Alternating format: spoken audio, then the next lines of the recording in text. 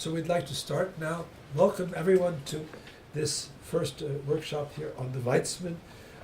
It's an Open Sesame Instruct-ERIC workshop on remote X-ray data collection at the European Synchrotrons. Everyone is in the right place? Okay, so the meeting is going to take place today, here, tonight. We are going to have a small dinner on the top of this Van de Graaff generator, which has been decommissioned, so it's okay. But it's a very nice view. And then we'll continue tomorrow for the maps that we distributed in the emails in the Lopati Conference Center, which is closer to the main gate of the Weizmann, the first building on the right as you enter the main gate. Okay? So the meeting will be, after today, very busy, because we're going to be collecting data at the two synchrotrons, the ESRF and DLS. Today will be more relaxed, welcoming you and giving you overall, Shalom Adela. I deliberately came late to disturb you. And I accept. Right, so fine. So I wanted to just give you a 5-minute welcome and some perspective of what the meeting is about. This is a photograph, as far as I could find, of the very first single crystal X-ray diffraction image from a synchrotron. It was at the Stanford Synchrotron from Keith Hodgkin, Alex Lodauer, and others who took this picture. It was taken in 1976. And one of the things which I think is important is that it was exposure for this image of 5 hours. You'll see the lengths of time of the images that we're going to be collecting on Tuesday and on Thursday are somewhat faster. Okay, and this was it spread quickly to other synchrotrons, including the one in Hamburg and so on. And now there are well over 60 synchrotrons around the world, and many of them have macromolecular crystallographic beamlines to collect data on. So this meeting has been really inspired by a project which maybe not everyone knows about. It's based on the CERN project in Geneva. This is CERN over here, the Large Collider. This was established in the late 1940s in Europe, in some sense to be a science for peace project, but of course it evolved into one of the biggest physics experiments in the world from this initial project just to bring the European nations together, well before the European Union was established. So in the late 1990s, a number of scientists in the Middle East and throughout Europe thought that it would be worthwhile to establish a similar kind of project in the Middle East to bring the states together so that maybe there would be less wars in the neighborhood. And this evolved into a project under the auspices of UNESCO, which is sort of the umbrella over this. The member states who are full members now are listed over here.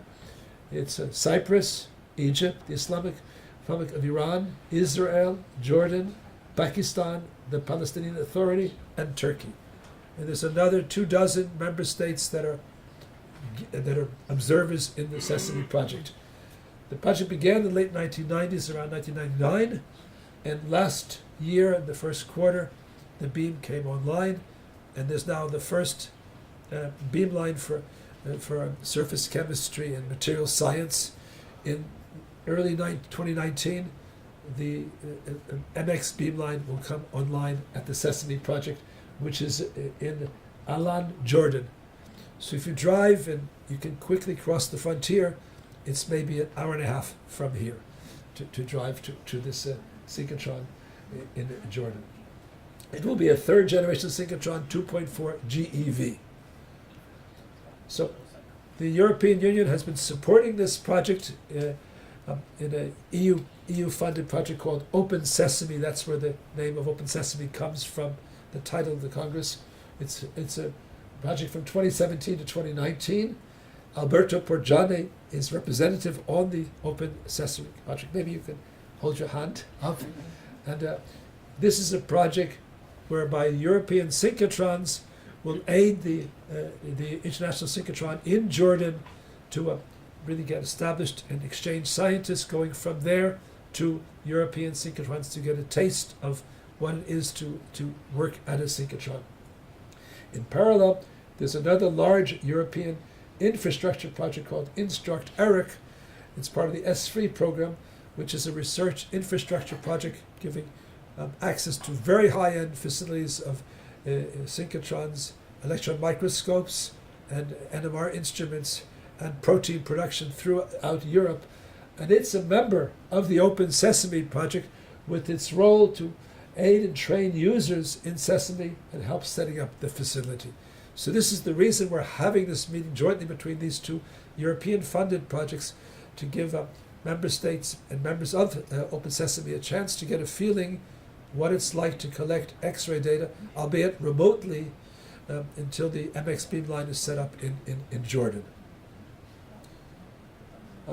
Now, there's been a great increase in remote data collection of MX, magnetic crystallography, throughout the world, with the exception of the state of Israel, where, as far as I know, it's never done.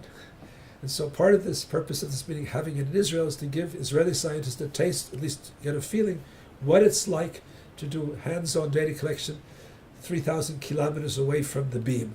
And this is a text that I loosely borrowed from the Diamond Light source, saying this is now possible because of extremely highly automated beamlines, together with manuals, videos, and excellent local support, to make it possible for many of the experiments to be done remotely. There are clearly exceptions where you cannot do this, and these exceptions include, for example, experiments where you want to modify the humidity very carefully. It's hard to do that remotely, or to do biological containment experiments, bringing samples that have to be very carefully contained. And I'm sure there are many other experiments where you will have to go to the synchrotron. But large numbers, you'll see, can be done remotely. The advantage of being able to do things remotely is it permits the principal investigators, together with his or her students and postdocs, to sit around a table, and I'll show you pictures of this, and to be as if they're at the synchrotron and actually discuss each experiment, where on the crystal they should collect the data and move it around, and all of this we'll be seeing here. In the United States, this has been going on for well over 10 years. It's routine, I think in large part because the funding agencies did not give travel money to go to the synchrotrons. So the synchrotrons were obligated to work out ways to set up so people could ship these things. They initially called it FedEx crystallography, before the word remote crystallography. In Europe, they lagged behind for a number of reasons, but for the last 5 years, it's become possible. And at the Diamond Light source, it's well over 75% of the data at Diamond are now collected remotely. So one of the other advantages is the bottom line here is that in principle, because the data collection is so rapid, you'll see that most of the time in data collection when we start working on Tuesday and Thursday is spent putting the crystal into the beam. Once it's in the beam, you can often collect the data in less than a minute, the entire 1,500 frames of data. So in this way, if you did things remotely, in principle at the synchrotron, one could group several different experiments, maybe from different labs, with the wavelength tuned to a certain way, and it could be in principle more efficient for the synchrotron. So this is just a picture of a scene from last month, where Rick Veringa, who has been key to this project, he held such a meeting in Oulu, Finland. He came with Christian Khan here. This is Orly Dean sitting in the middle, where we were collecting data at Diamond, and we were looking at the crystal, moving it around, and then Rick stood up and he didn't like something, so he began to complain, and we could discuss it before collecting the data. And one of the nice things is often we found, as you moved around the crystal, initially we had no diffraction, and suddenly you get to one spot in the crystal, you can get 1.8 angstrom resolution. That's it. This is something which you can do by looking carefully. So the goal of this workshop, and then I will stop, is to learn how to optimally collect macromagnetic crystallographic data, not just remotely, but just in general, learning about all of the new methods that have been developed at the European synchrotrons. First question is, how do you prepare a crystal? How do you ship it so that there's a chance it may arrive safely at the synchrotron? how to do the hands-on data remotely, how to collect the data with the state-of-the-art tools, and then have it all shipped back to your lab, so you can also work on it again in your lab. And then, for examples where it will be straightforward, even SAD and MAD, as well as molecular replacement, we'll show you some tools that are being developed to either process and solve the structure immediately after you collect it, or asynchronously if it's more difficult. So the project has been here funded by a number of sources, including Open Sesame, Instruct, and FEBS. The Weizmann Institute has been very generous in supporting this, as well as the Israel Academy. Diamond and ESRF have been wonderful in providing us time, and 4 scientists who have come here, as well as 2 companies, Molecular Dimensions and Mitogen. In Israel, the 5 centers, Hollander, Kilman, Mazer, the Horfus Institute, and the Janet and Daniel Park Conference Center have funded this. But probably the people who are most important are Christian and Rick, who have been invaluable. You'll see soon that maybe things will run smoothly, but together with Orly Deem, who's, maybe you can raise your hand, Orly, they basically set up all the procedures so that the students who have sent crystals, the crystals have arrived at the Synchrotrons well. Kirill is our IT specialist who set up all of the programs now in a cloud computer on campus, so that when we work tomorrow on the computers, we'll all be using one cloud computer with a very powerful CPU to do this. And Arita is our conference coordinator, whom you will see, and you've all probably met. So, but I want to thank in particular all of the participants who've come from all over the world, and the speakers and the tutors who are really going to make this, I think, a successful meeting. So at this point, I will stop and turn over to Rick Veringer, who's co-chairing the meeting, to give you some details.